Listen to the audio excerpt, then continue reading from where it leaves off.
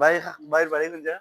আমার বাড়ি হইলো গিয়া রাতাবাড়ি। রাতাবাড়ি। কালকে ভাই রাতাবাড়ি থেকে আইছেন রাত্রে, তাও কয়টার সময়? 12টা 11টা সামথিং না? 11টা ওলা টাইম আইছেন, আবার পরে আমরা ক্লোজ করে দিই। আর তখন গাড়ি একটা টান্দানোর লইতা মানে লাগে নিট, তো আমি ওলা সাজেশন দিছি যে বালা গাড়ি একটা আছে টাটা পাঞ্চ।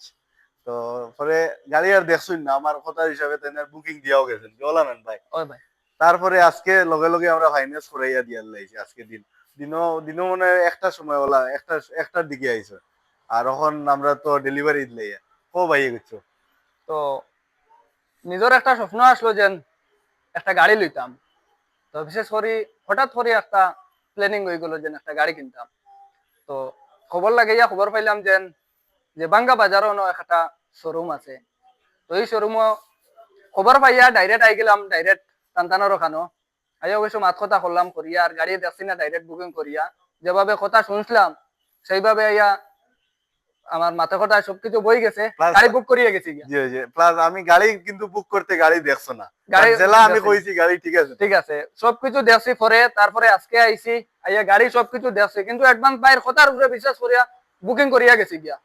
তো বিশেষ করে তারপরে আজকে আইলাম, আইয়া সম্পূর্ণ সবকিছু অল কমপ্লিট করে লাইছি, করিয়া এখন বর্তমানে গাড়ি নিয়ে আর কি। তো বিশেষ করে আপনারা যারা ভিডিও দেখায় ভিডিওটা শেয়ার করবা, আর যদি এরকম গাড়ি লওয়ার প্ল্যানিং থাকে তাহলে বাই যে শোরুম আছে শোরুমে একবার ভিজিট করিয়া যাইবা, গাড়ি লোকুয়া না লোকুয়া একবার ভিজিট করিয়া যাইবা, বাইর লগে কথাবার্তা করিয়া যাইবা, ঠিক আছে।